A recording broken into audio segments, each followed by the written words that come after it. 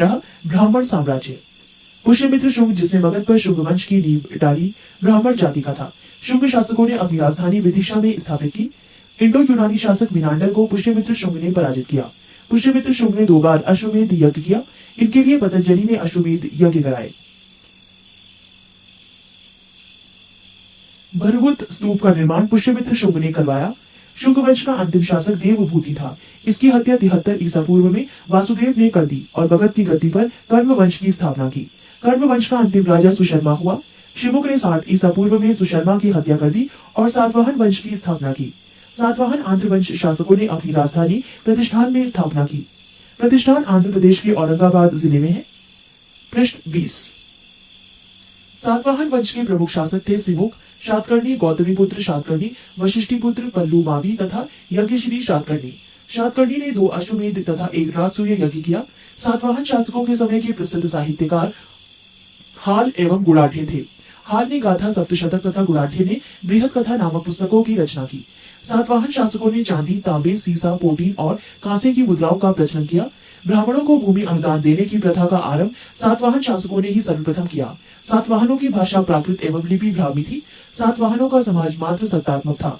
सातवाहनों की महत्वपूर्ण स्थापत्य कृतियां हैं तालने का चैत्य, अजंता एवं एलोरा की गुफाओं का निर्माण एवं अमरावती कला का विकास। शातकर्णी एवं अन्य सभी सातवाहन शासक दक्षिणा पथ के स्वामी कहे जाते थे। 16 भारत के यवन राज्य। भारत पर आक्रमण करने वाले विदेशी आक्रमणकारियों का क्रम है: हिंद यूनानी, शक, पहलव और कुषाण। सेल्यूकस के द्वारा स्थापित पश्चिमी तथा मध्य एशिया के विशाल साम्राज्य को इसके उत्तराधिकारी एंटिओकस प्रथम ने अक्षुण्ण बनाए रखा। एंटिओकस द्वितीय के शासनकाल में विद्रोह के फलस्वरूप उसके अनेक प्रांत स्वतंत्र हो गए। बैक्ट्रिया के विद्रोह का नेतृत्व डियोडोटस प्रथम ने किया था। बैक्ट्रिया पर डियोडोटस प्रथम के साथ इन राजाओं ने क्रमशः शासन किया। डियोडोटस द्वितीय, यूथिडेमस, डेमेट्रियस प्रथम के साथ इन राजाओं ने क्रमशः शासन किया। डियोडोटस द्वितीय, यूथिडेमस, डेमेट्रियस, मेनेंडर, यूक्रेटाइटस, एंटीआलकीडस तथा हर्मिक्स। भारत पर सबसे पहले आक्रमण बैक्ट्रिया के शासन डेमेट्रियस ने किया। इसने 190 ईसा पूर्व में भारत पर आक्रमण कर अफगानिस्तान, पंजाब एवं सिंध के बहुत बड़े भाग पर अधिकार कर लिया। इसने शाकल को अपनी राजधानी बनाया। इसे ही हिंद यूनानी तल या बैक्ट्रियाई यूनानी कहा गया। हिंद यूनानी शासकों में सबसे अधिक विख्यात मिनांडर 165 से 145 ईसा पूर्व में हुआ। इसकी राजधानी शाकल आधुनिक सियालकोट शिक्षा का प्रमुख केंद्र था। मिनांडर ने नागसेन नागार्जुन से बौद्ध धर्म की दीक्षा ली। मिनांडर के प्रश्न एवं नागसेन द्वारा दिए गए उत्तर एक पुस्तक के रूप में संग्रहित है, जिसका नाम मिलिंद पद्मों अर्थात मिलिंद के प्रश्न या मिलिंद प्रश्न है।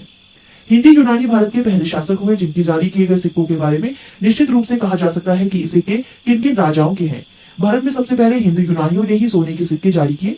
हिंदू यूनानी शासकों ने भारत के पश्चिमोत्तर सीमा प्रांत में यूनान की प्राचीन कला चलाई, जिसे हेलेनिस्टिक आर्ट कहते हैं।